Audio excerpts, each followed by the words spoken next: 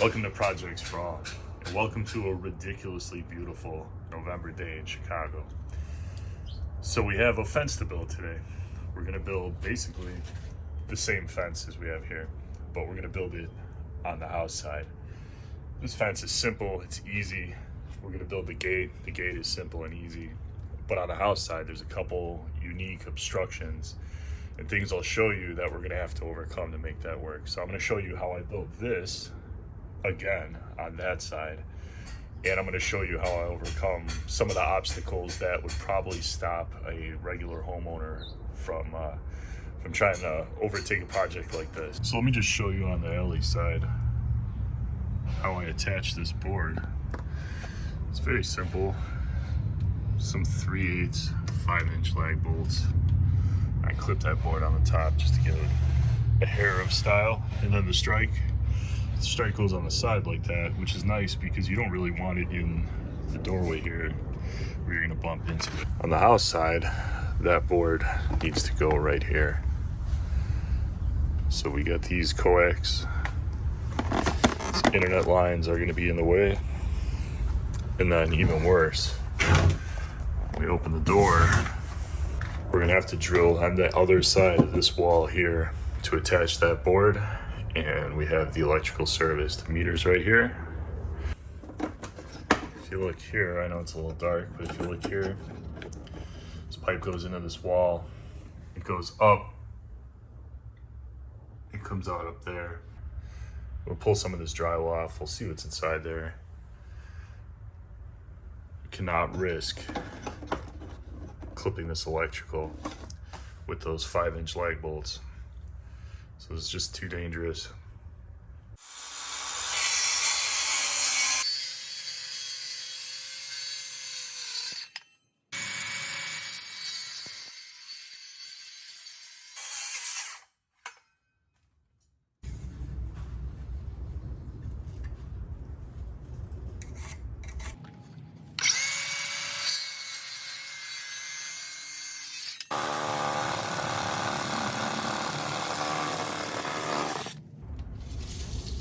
Go 44 3/4. We'll go an extra inch so we get a little closer to the house on the other side there.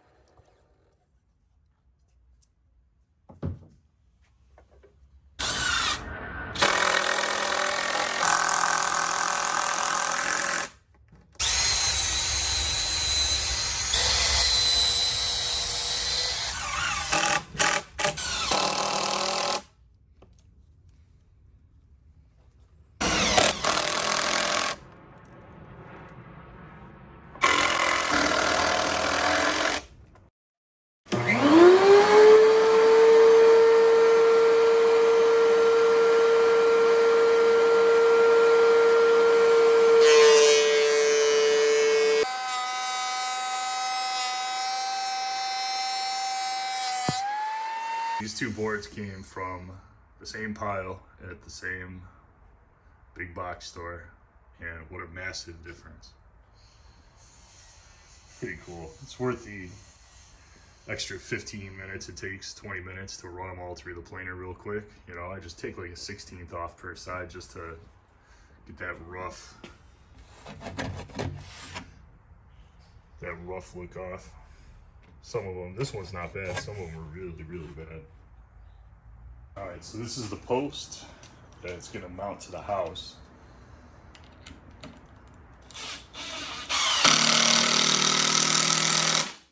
So I purposely didn't record me doing this, these dados right here. And that is because even though I can do something where I know I'm safe and I'm not gonna hurt myself, I don't always necessarily want to tell someone else to do what I'm doing. And the last thing I'd ever want to do is give some advice that would cause someone to hurt themselves.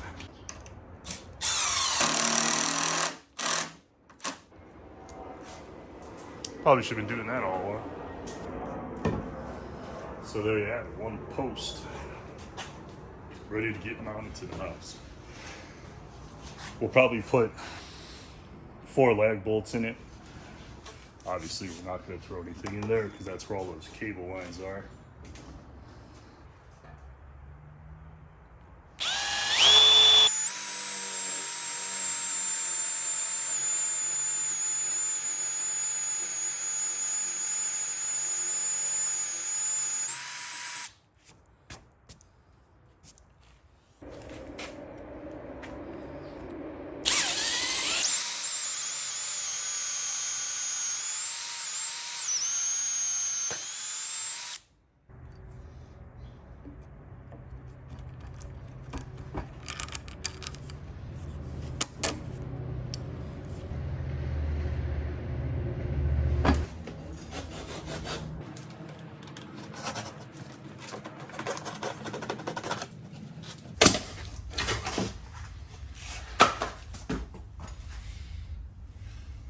All right, so we're going to screw the post down to the house here.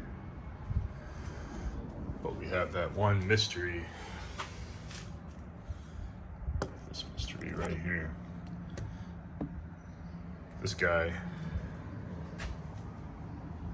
sitting in with all these studs. And I don't think there's any chance that it goes past here. I think they hogged out this stud here to get it by. So we're not going to be drilling holes past here. It's going to be like right in here.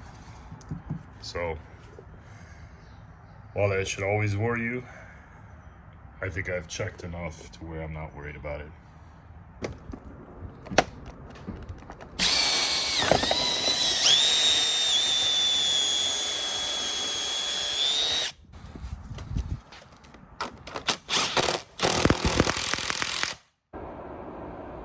Pretty close to perfect.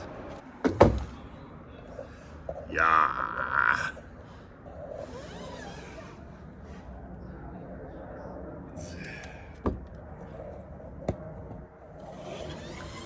It's no good. Gotta shim the top. All right, I had to hit record with my nose. Definitely could use another hand. Close enough for me. About 3/8. There you go. This cable line's tucked in nice back there. I'm sure the internet's still working because the work at home wife hasn't been out here yelling yet, so no problem. Always pull the drywall. Always be sure that you're not getting into that. All right, so here's my little drawing.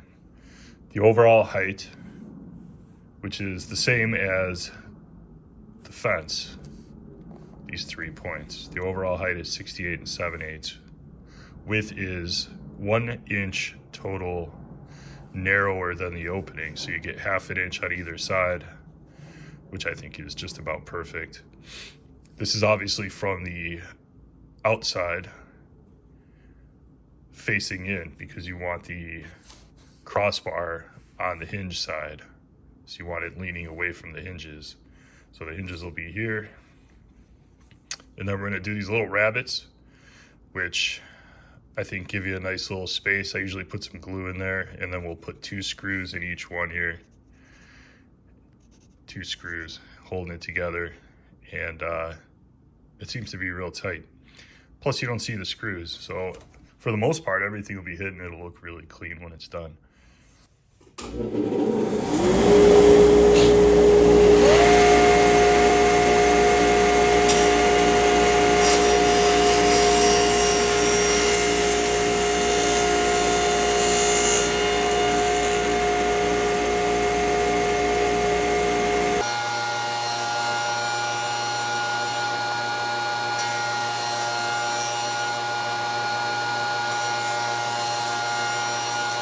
It's actually really hard to tell where your reference point is. So as you're feeding this through here, it's hard to tell where you're going to come out the other side because you're standing on the back side of it. So I'm going to mark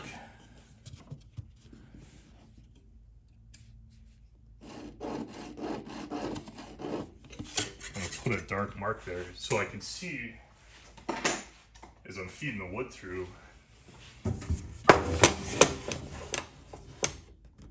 where that 1/16 of an inch is going to land.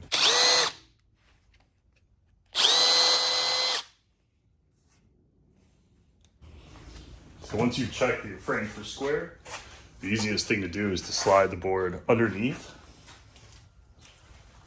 line it up exactly the way you want. Make sure there's no imperfections in the wood that you want to try and cut off the end.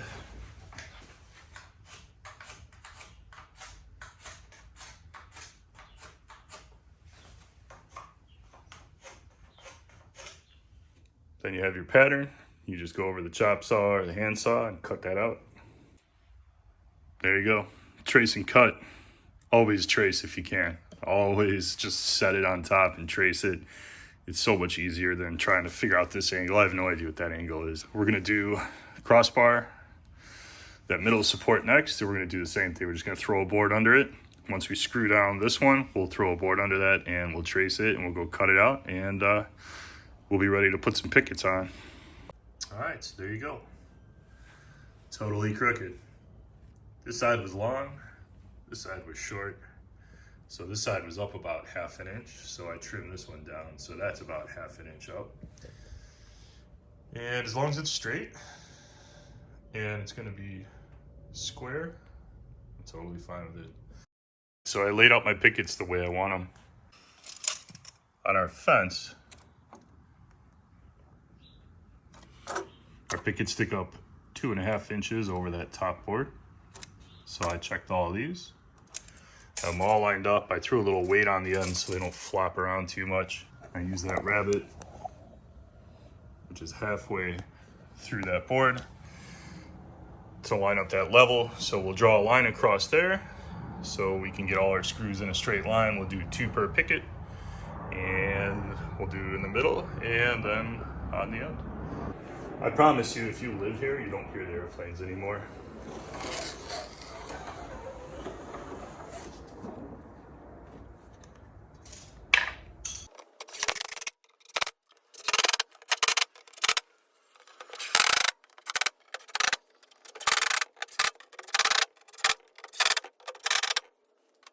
So how do you install a gate all by yourself?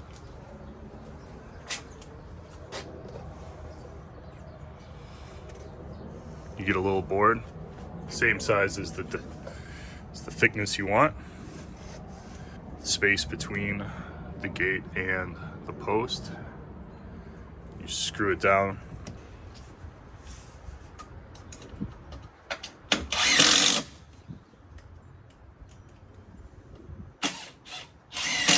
And then you simply set the gate up and throw a couple clamps on it.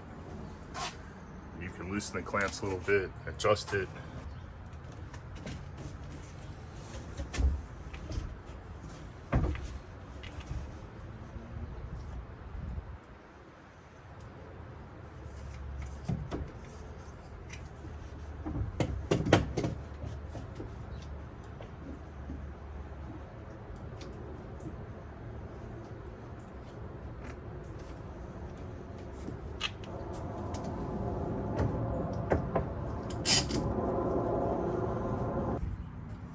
Exactly 1/2 inch here. Nice and even. That's how you do it by yourself. So we pre-drilled for our hinge.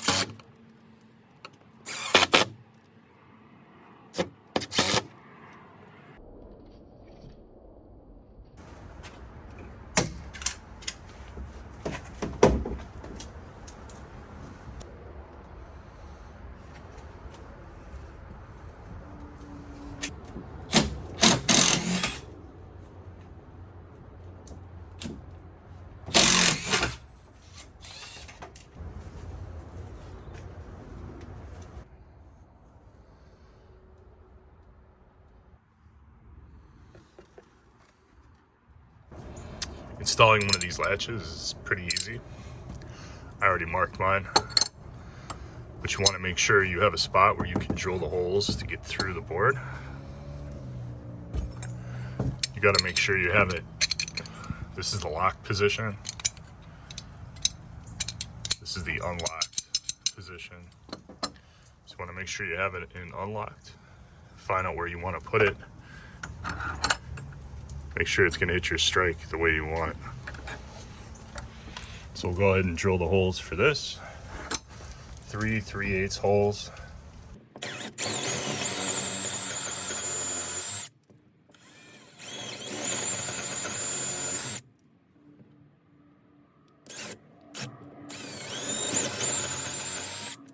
So you drill 3 3/8 holes, connect them together, make sure you butcher it like I did. Now the middle hole, you drill through to the other side. You're gonna have to make that 3/8 hole a little bigger.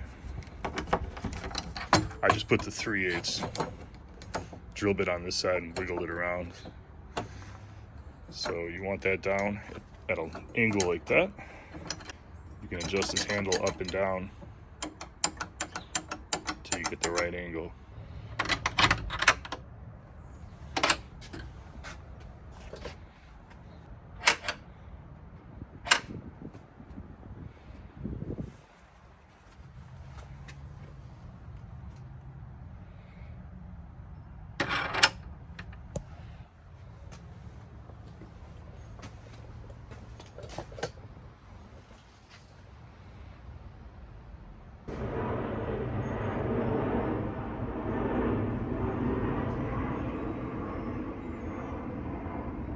That noise is the flaps. Makes that whirring sound. I